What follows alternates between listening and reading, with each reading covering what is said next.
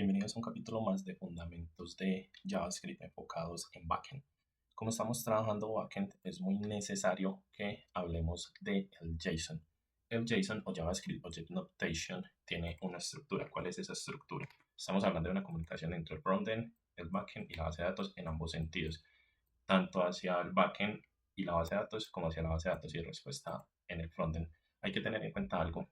Cuando yo trabajo JavaScript, yo manejo tipos de datos que envío al backend. Al yo enviarlos al backend, él también los interpreta con el tipo de datos que yo estoy enviando, pero no los puede almacenar como arrays, objetos completos en formato JavaScript, sino que tiene que hacer una conversión a JSON para que sea más liviano, viene con base de JavaScript y hace que pueda ser almacenable dentro de un estándar en la base de datos. Entonces, la comunicación es en ambos sentidos, tanto para convertir los datos de JavaScript a JSON para almacenar, como cuando envío una respuesta y esa respuesta tiene que convertirse de JSON a objetos de JavaScript o arrays para poder interpretar correctamente los datos.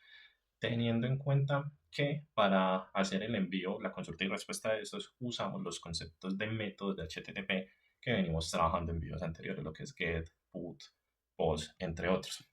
¿Qué tenemos que tener en cuenta? Que JSON tiene una síntesis. Entonces vamos a hablar un poco de la síntesis de JSON. Cuando hablamos de la síntesis, recuerden que estamos hablando de la estructura y las reglas que tiene que cumplir el código.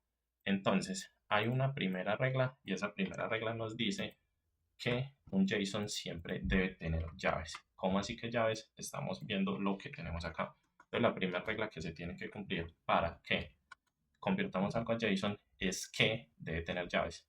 La segunda clave es que, o la segunda regla es que siempre debe tener claves y que la clave tiene que ir entre comillas dobles. Cuando hablamos de clave, hablamos de lo siguiente.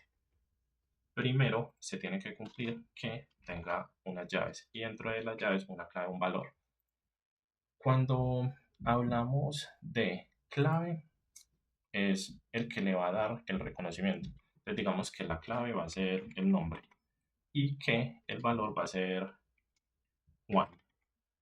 Y que dentro de la estructura nos dice que siempre debe estar entre comillas dobles o con las prácticas. No pueden ser comillas simples, no pueden ser backspace, no puede ser solo la clave, sino que siempre para que sean buenas prácticas tiene que ser dentro de comillas dobles y cometemos a veces el error de no realizarlo en ninguno de estos formatos. Entonces esa es la segunda regla.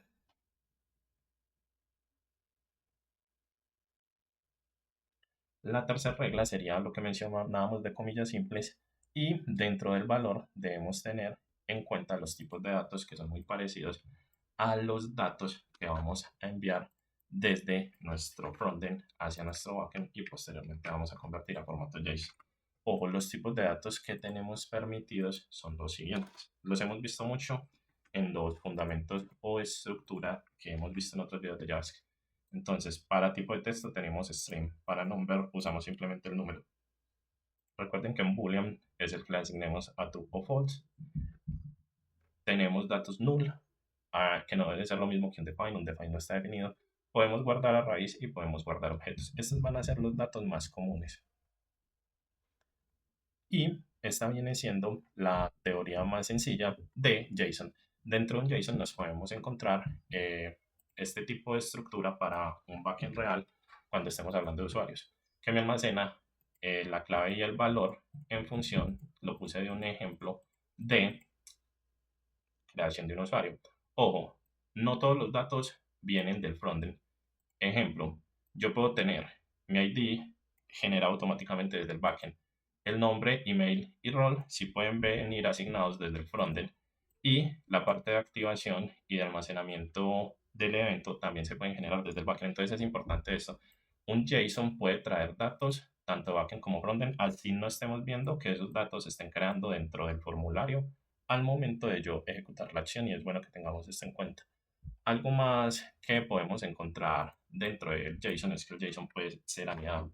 ¿Cómo así que anidado? Acá vemos un JSON en el cual nosotros tenemos los datos de una cuenta y tenemos el balance de una cuenta dentro del JSON. ¿Cómo se hace la separación de este? Se hace con unos corchetes y coma en los cuales tenemos un ID de cuenta, un dueño, tenemos los datos del ID de la cuenta y dentro del ID de cuenta tenemos lo que es el balance, el tipo de moneda y el estado de la cuenta. Entonces miren que dentro de una cuenta podemos tener un dueño y los movimientos de una cuenta y esto lo conocemos como JSON anidado. También para verlo en otro tipo de ejemplos lo podemos ver también, por ejemplo, en una oferta de trabajo, en una declaración de salario y en el tipo de tecnología, sobre todo cuando estamos haciendo un job portal. Entonces tengan en cuenta estos fundamentos que enseñamos hoy para JSON y recuerden unirse a nuestra comunidad, darle me gusta, darle me sigue a nuestro canal y vamos a seguir teniendo más conceptos y tutoriales de programación. Nos vemos en un próximo capítulo.